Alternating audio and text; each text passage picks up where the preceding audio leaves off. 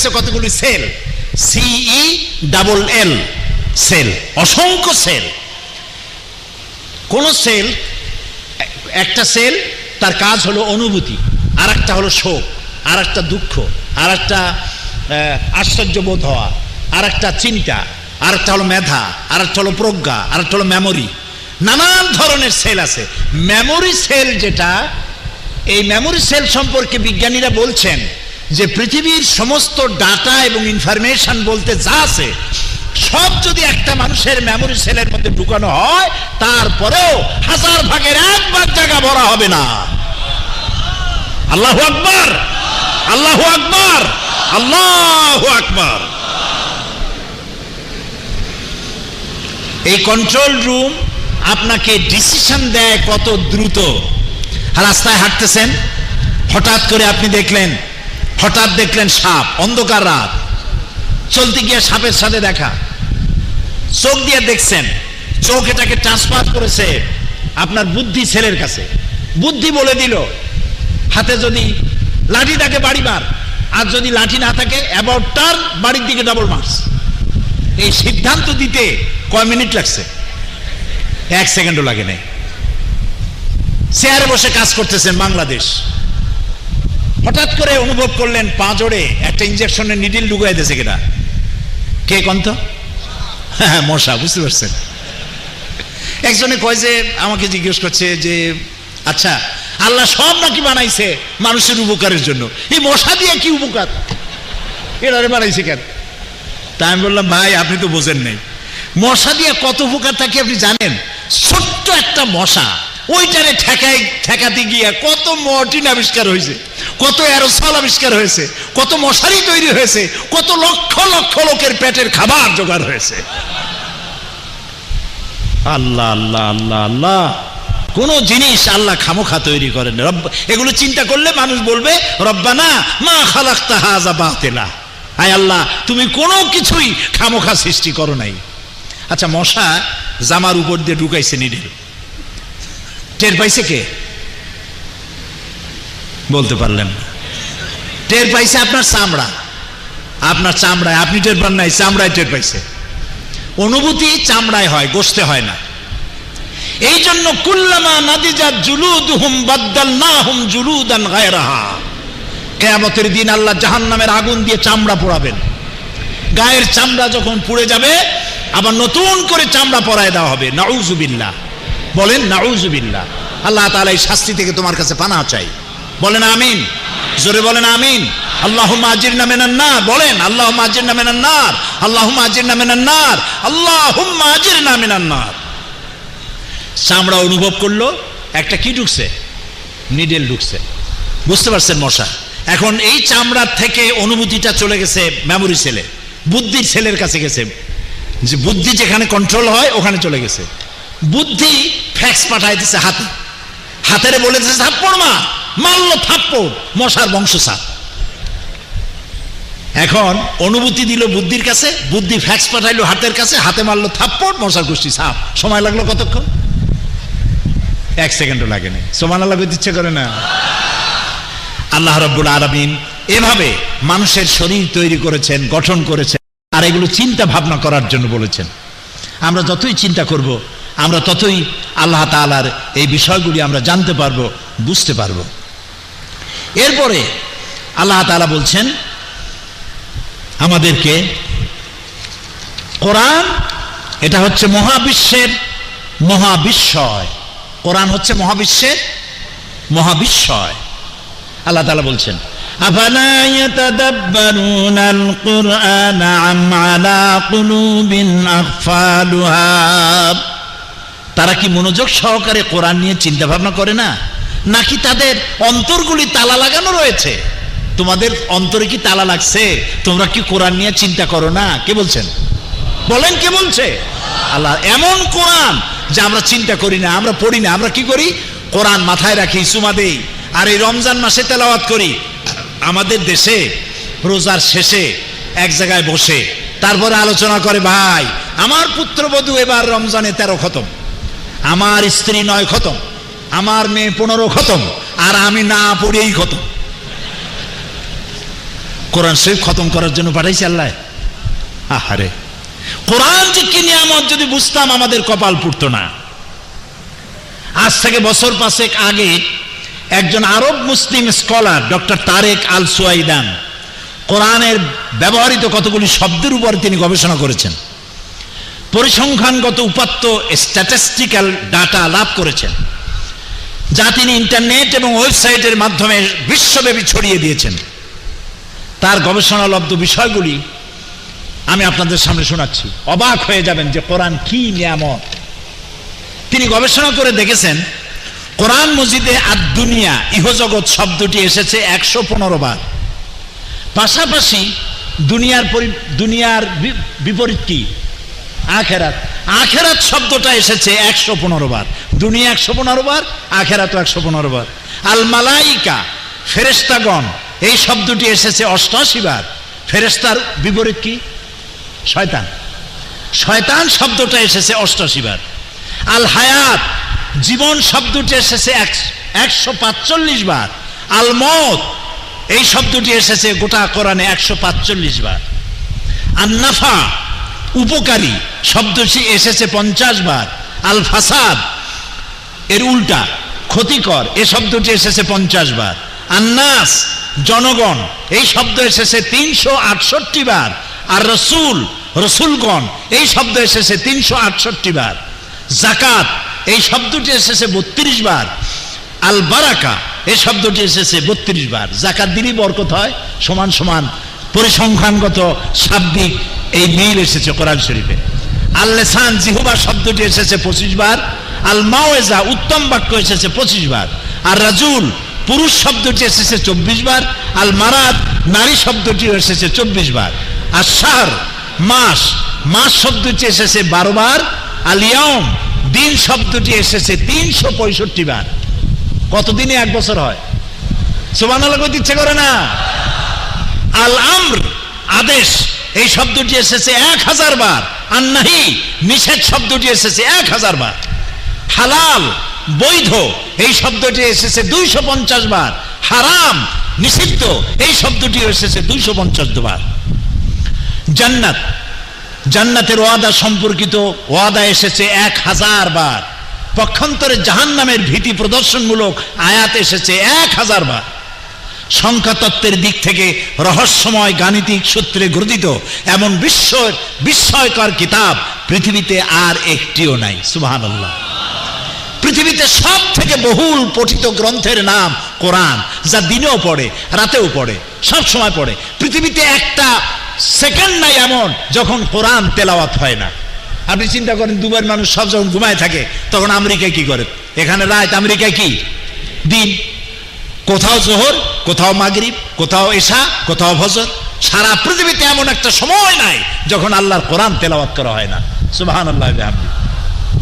এই জন্য আল্লাহ তাআলা বলছেন, আফালা ইয়াতাদাব্বারুনাল কুরআনা ওয়ালাউ কানা মিন ইনদি গায়রিল্লাহি লাওয়াজাদু ফীহি ইখতিলাফান কাসীরা। তারা কি কোরআন সম্পর্কে গভীরভাবে চিন্তা গবেষণা করে না? এই কোরআন যদি আল্লাহ ছাড়া অন্য কারো পক্ষ থেকে নাজিল হতো তাহলে অবশ্যই অসংখ্য বৈপরীত্য এর মধ্যে তোমরা দেখতে পেতে। আল্লাহ তাআলা বলছে। পরিশেষে আমি আপনাদের খেদমতে আরজ করতে চাই, কোরআন এক বিশাল মুজিজা, এর কোনো শেষ নাই। মহাসমুদ্র, প্রশান্ত মহাসাগর, আটলান্টিক মহাসাগরের শেষ আছে, কোরআনের কোনো, বলেন এটাকে আমি বললাম? কে বলছে? আল্লাহ নিজেই বলছেন সূরা কাহফ, قُلْ لَوْ كَانَ الْبَحْرُ مِدَادًا لِكَلِمَاتِ رَبِّي لَنَفِدَ الْبَحْرُ قَبْلَ أَن تَنفَدَ كَلِمَاتُ رَبِّي وَلَوْ جِئْنَا بِمِثْلِهِ مَدَدًا। আল্লাহ রাব্বুল আলামিন বলেন, আমার নবী আপনি বলে দেন, तमाम পৃথিবীর সমস্ত সমুদ্র আর মহাসমুদ্রের পানিগুলি যদি কালি হয়ে যায় আর সবগুলি দিয়ে যদি আমার রবের কালিমার ব্যাখ্যা লেখা যদি শুরু হয়ে যায়, লিখতে লিখতে तमाम পৃথিবীর সমস্ত পানিগুলি শেষ হয়ে যাবে, আবার সমুদ্র কালি দিয়ে ভরা হবে, আবার লেখা হবে, আবার শেষ হয়ে যাবে, কিন্তু আমার রবের কালিমার ব্যাখ্যা লেখা শেষ হবে না। সুবহানাল্লাহ। প্রিয় ভাই সব, কোরআন শুধুমাত্র সওয়াবের নিয়তে তেলাওয়াতের জন্য অবতীর্ণ হয় নাই, কোরআন একটা মৃত্যু প্রায় জাতিকে জিন্দা করে দিয়েছিল। সুবহানাল্লাহ বলেন। এই কোরআন যে মক্কা নগরীতে নাজিল হলো, মক্কার মদিনায় যে সব লোকেরা মরুভূমিতে রাখাল ছিল, এই রাখালগুলিতে উট আর ছাগল ভেড়ার রাখালগুলিকে কোরআন সেনাপতি বানাইছে, দিগ্বিজয়ী সেনাপতি বানিয়েছে। এই কোরআন মরুভূমির রাখালদেরকে বিচারক, ন্যায় বিচারক, বিচারপতি বানিয়েছে। এ কোরআন উট ছাগল ভেড়া রাখালগুলিকে ন্যায় বিচারক বাদশা বানিয়ে দিয়েছে। সুবহানাল্লাহ, সুবহানাল্লাহ। সেই কোরআন আমাদের কাছে আছে, অথচ এই কোরআন থেকে আমরা শুধু চুমাই দেই, মাথায় লাগাই, কোরআন থেকে কিছু গ্রহণ করতে চাই না। আমি আশা করব আজকে যে আলোচনা হলো, কোরআন বোঝার জন্য আপনাদের আগ্রহ বৃদ্ধি প্রাপ্ত হবে। আমার এই আশাটা কি ঠিক? আমার এই আশাটা কি বাস্তব? আল্লাহ তাআলা কোরআন বোঝার জন্য সকলের মনের ভিতরে আগ্রহ সৃষ্টি করে দিই। আমরা বলি আমিন। প্রিয় ভাই সব, আমি শেষ পর্যায়ে এসেছি। অনেক দূর থেকে আপনারা এসেছেন, আবার যেতেও হবে অনেক পথ। সেই জন্য আমি আর লম্বা করব না। আমি শেষ দিকে আপনাদেরকে যে কথাগুলি বলতে চাই, সেই কথা হচ্ছে, আপনারা এই দেশে আছেন, এই দেশে আপনারা চাকরি করতে এসেছেন। এখানে আপনারা চিরকাল থাকতে পারবেন না। এ দেশ আপনার নয়, আমাদের বন্ধু দেশ, ঠিক না? এই কথাগুলি সবাইকে শুনতে হবে। এবং এই কথাগুলি অন্তত 5 লক্ষ প্রবাসী বাংলাদেশি এই দুবাইতে যারা বসবাস করে, আমার এই কথাগুলি আপনারা তাদের কাছে পৌঁছে দেওয়ার দায়িত্ব নেবেন। নেবেন? বলেন ইনশাআল্লাহ। সেই কথাগুলি হলো এই, দুবাই সরকার আমাদের ভ্রাতৃপ্রতিম সরকার, আমাদের বন্ধু দেশ, মুসলিম দেশ। এ সরকারের বহু ভালো কাজ আছে। ইউরোপ আমেরিকার লোকেরা এখানে বাড়ি কেনে, এখানে আসতে চায়। হিউম্যান রাইটস অ্যান্ড সিকিউরিটি, নিরাপত্তার দিক থেকে, মানবাধিকারের দিক থেকে দুবাই, আরব আমিরাত পৃথিবীর মধ্যে 1 নম্বরে চলে গেছে। আলহামদুলিল্লাহ, বলেন না আলহামদুলিল্লাহ। এ সরকারের অনেক ভালো ভালো কাজ আমার বাংলাদেশের 5 লক্ষ মানুষকে ঠাঁই দিয়েছে। এই 5 লক্ষ মানুষের প্রত্যেকটার সাথে যদি 5 জন করে ফ্যামিলি মেম্বার আমি ধরি, তাহলে 5 গুণ কত হবে? চিন্তা করেন, হিসাব করেন, কত মানুষের পেটের খাবারের জোগাড় এখান থেকে বাংলাদেশ পাচ্ছে। আপনাদের রেমিটেন্স দিয়ে বাংলাদেশ গঠন হচ্ছে, আপনাদের প্রবাসীদের এই টাকা পয়সা দিয়ে। সুতরাং এই দেশের আইন কানুনের প্রতি আপনাদেরকে শ্রদ্ধা জানাতে হবে। কুয়েতে যে ঘটনা ঘটেছে, আনফরচুনেটলি সৌদি আরবে যা ঘটেছে, তার পুনরাবৃত্তি শারকুল আওসাতে, মধ্যপ্রাচ্যে কোথাও ঘটুক, আমরা তা চাই না। আপনারা চান? অবশ্যই চাই না। সুতরাং এই সরকারের আইন মানা আপনাদের জন্য ওয়াজিব। সরকারের আইন মেনে চলবেন, আপনারা ভালো কাজ করবেন, যেখানে কাজ করেন কাজের হক আদায় করবেন। মসজিদে আজান হলে আপনাদের নামাজ পড়তে নিষেধ করা হয়? নিষেধ করা হয়? নামাজ না পড়ে যদি আপনি ঘোরেন, তাহলে আপনি বাংলাদেশের বদনাম করলেন। আর বাংলাদেশের একজন বদনাম করলে, এখানে অ্যাম্বাসাডার আছেন একজন বাংলাদেশি, বাংলাদেশে একজন রাষ্ট্রদূত আছে না? তাও কথা কয় না, উনি অফিসিয়াল রাষ্ট্রদূত। আর আপনারা প্রত্যেক বাংলাদেশি বাংলাদেশের নন অফিসিয়াল রাষ্ট্রদূত। আপনারা প্রত্যেকেই একজন রাষ্ট্রদূত। আপনারা একজন আলেম যদি খারাপ কিছু করে, লোকেরা বলে আলেমরা খারাপ। একজন পীর যদি খারাপ করে, বলে পীরেরা খারাপ। বাংলাদেশের একটা মানুষ খারাপ করলে বলবে বাংলাদেশিরা। আপনি কি চান আপনার দ্বারা বাংলাদেশ ক্ষতিগ্রস্ত হোক? সুতরাং এদেশের আইনকে ভঙ্গ করবেন না, খবরদার করবেন না। আপনার যত কষ্ট হোক, আইন ভঙ্গ করবেন না। আইনের প্রতি শ্রদ্ধা জানিয়ে চলবেন। শুধু নিজে আইন মান্য করবেন তাই না, আইন যে অমান্য করে, নামাজ পড়ে না, চুরি মারা করে, কফিলকে না জানায় অন্যত্র চলে গেল, অর্থাৎ বেআইনি কাজ যা করে, সেই বেআইনি কাজগুলো নিজে করবেন না। অন্যকে করতে দেখলে তাকে আপনি বিরত রাখার চেষ্টা করবেন। যদি সে বিরত না থাকে, তাহলে আপনি তাকে পুলিশে ধরায় দিবেন, সে যদি আপনার আত্মীয় হয়। কারণ একটা পায়ে যদি গ্যাংগ্রিন হয়, তাহলে ওটাকে কেটে না ফেললে, গোটা পা কেটে ফেললেও আপনি রোগ থেকে মুক্ত হতে পারবেন না। অপারেশন এখানে জরুরি। সেই জন্য আপনারা মেহেরবানি করে এইখানের এই সরকারের আইন মেনে চলবেন এবং আপনারা আইন কানুন মেনে ভদ্রভাবে চলাফেরা করবেন, যাতে করে এই সরকার বাংলাদেশ থেকে আরো শ্রমিক আনার জন্য উৎসাহিত হয়। এই দায়িত্ব আপনাদের পালন করতে হবে। আপনারা এই দায়িত্ব পালন করবেন নিশ্চয়ই, কি বলেন? এবং প্রত্যেকে 5 ওয়াক্ত নামাজকে সঠিকভাবে আদায় করবেন, বা জামাত মসজিদে গিয়ে নামাজ আদায় করবেন। ওজনে কম দেবেন না, খাদ্যে ভেজাল দেবেন না। যারা ঘড়ির দোকান, আমি দেখেছি অনেক ঘড়ির দোকানদার ঘড়ি বিক্রি করে, ঘড়িটা তৈরি হয়েছে সিঙ্গাপুর অথবা চায়না, ঘড়ি হাতে নিয়ে কয় আল্লাহ রাব্বুল কাবা হাজা সুনিয়া মিন ইয়াবান, মারিয়ে দিল আরবিতে, আল্লাহর কসম এটা জাপানের তৈরি। আপনি মিথ্যা কথাটা বললে লাভটা হইল, কত লাভ করবেন? কয় টাকা খাবেন? যখন মরে যাবেন এই টাকাগুলি কি সাথে যাবে? বলেন যাবে? যাবে না। সুতরাং মিথ্যা কথা বলা যাবে না, ওজনে কম দেওয়া যাবে না, খাদ্যে ভেজাল দেওয়া যাবে না, রাগারাগি, মারামারি, জিঘাংসা, এই কাজগুলি করা যাবে না। এই কাজগুলি থেকে বিরত থাকতে হবে। দেশকে ভালোবাসতে হবে। বাংলাদেশের জন্য দোয়া করবেন। বাংলাদেশ যেন আল্লাহ তাআলা 15 কোটি মুসলমানকে আল্লাহ যেন শাস্তি না দেন, তাদের উপর যেন দয়া করেন। বলেন আমিন, জোরে বলেন আমিন। আমার দেশ তো সেই দেশ, দেশ আমার গরিব ঠিক, কিন্তু আমার দেশের মানুষেরা নামাজ পড়ে, কষ্ট করে। আমার নিজের চোখে দেখেছি, গরিব চাষি সকালবেলায় পরোটা খাইতে পারে না, রুটি খাইতে পারে না, পান্তা ভাত দিয়া পেঁয়াজ দিয়া, পেঁয়াজের দাম অনেক বেশি, কাঁচামরিচও খাইতে পারে না, খালি পান্তা ভাত কোন রকম খাইয়া গামছা দিয়া কোমর বাঁধিয়া মাঠে নেমে গেল। চাষ করতে করতে দুপুর হয়ে গেছে, ক্ষুধাও লাগছে, তাকায় দেখলো সূর্য ঢলে পড়েছে। লোকটি তখন কাদা পানি দিয়া উজু করিয়া হাল খাড়া, গরু খাড়া করে রেখে কোমরের গামছা খুলিয়া সেই গামছা মাথায় দিয়া জমিনের আইলের উপরে দাঁড়াইয়া আমার গরিব চাষি আল্লাহর সেজদা দেয়। এ হলো বাংলাদেশের মুসলমান। বাংলাদেশকে ভালোবাসুন, বাংলাদেশকে টিকায় রাখার জন্য চেষ্টা করুন। দেশি বিদেশি সব ষড়যন্ত্রের মোকাবেলায় দেশকে টিকাবার চেষ্টা করুন।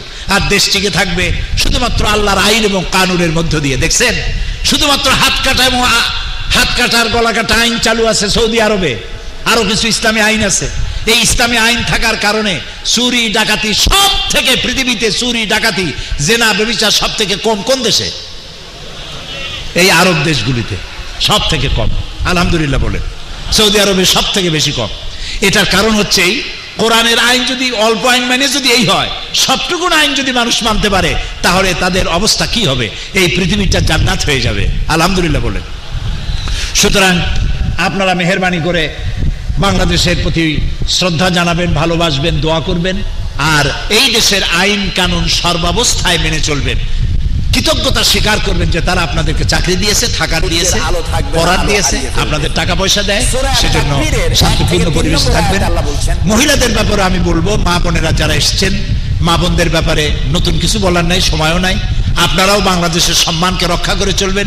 কিছু মহিলারা এখানে আসছেন, টিভির মাধ্যমে জানতে পেরেছি, যারা নাকি নানান ধরনের কুকর্মের মধ্যে লিপ্ত হয়েছে। আল্লাহ তাআলা তাদেরকে রক্ষা করুন, আমরা বলি আমিন, আমরা বলি আমিন। এখন দোয়া করবো আল্লাহর কাছে। এই মাহফিলের স্পন্সর করেছেন ওয়েস্টার্ন ইউনিয়ন, মঞ্জু, হ্যাঁ, ও আর এবং মঞ্জু সাহেব, দুইজনে। ওয়েস্টার্ন ইউনিয়ন একটা প্রতিষ্ঠান এবং এক ব্যক্তি মঞ্জু ভাই লিখেছেন, পুরো নাম এখানে দেন নাই, তিনি স্পন্সর করেছেন, দোয়া চেয়েছেন। আর একজন দিনী ভাইয়ের স্ত্রী ডেলিভারিতে কষ্ট পাচ্ছে, তিনি দোয়া চেয়েছেন। আর একজন হাফেজ শরীফ আহমদ ক্যান্সারের রোগী, তিনি দোয়া চেয়েছেন। আর ওমানে শাহরিয়া নামের এক ভাই 1 মাস পূর্বেই অ্যাক্সিডেন্ট করেছেন, এখনো বেহুশ, দোয়া চেয়েছেন। অনেকেই দোয়া চেয়েছে, সবার জন্য দোয়া হবে। এগুলো কি? আচ্ছা, অনেকের দোয়া, সবার জন্য দোয়া হবে। ও আর একজন হাফেজ, গত বছর আপনারা জানেন এই যে মুসাবাকাত যেটা হচ্ছে এখন, কোরআন প্রতিযোগিতা, এতে গত বছর তানজিমুল উম্মাহ ক্যাডেট মাদ্রাসা উত্তরায় যেটা আছে, ওই মাদ্রাসার ছাত্র বাংলাদেশ এখানে প্রথম স্থান অধিকার করেছিল। আলহামদুলিল্লাহ বলে। এবারও বাংলাদেশের একজন ছাত্র এখানে এসছে, নাম জানি না, হাফেজ মুর্শেদ আলম, প্রতিযোগিতায় অংশ নিয়েছে। এই যে এখানে দাঁড়াইছে, ছেলেটার গলা ভেঙে গেছে, সেজন্য পরীক্ষা দিতে পারে, পরীক্ষা দিতে পারে নাই গলার স্বরের কারণে।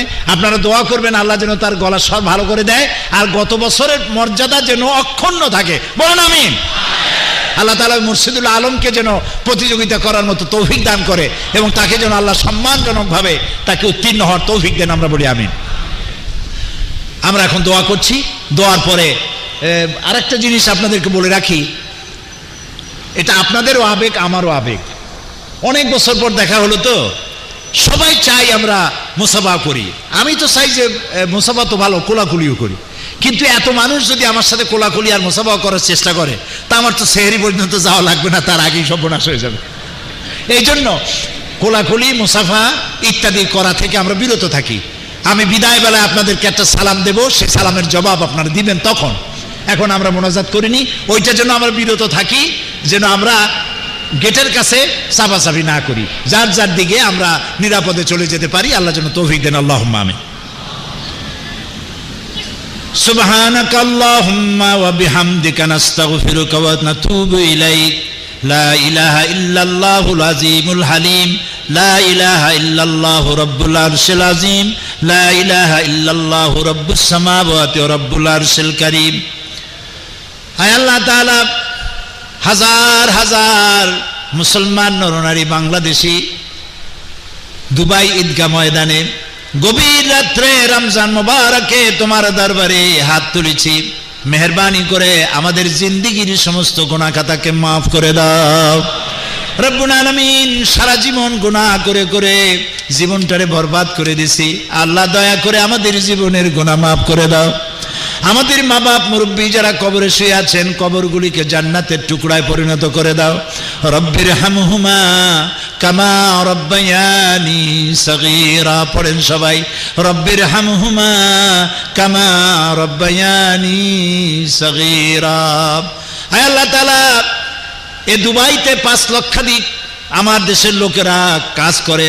অনেকের মা বাপ অসুস্থ, দেশে খবর পেয়েছে যেতে পারে না, মারা গেছে তাও যেতে পারে নাই।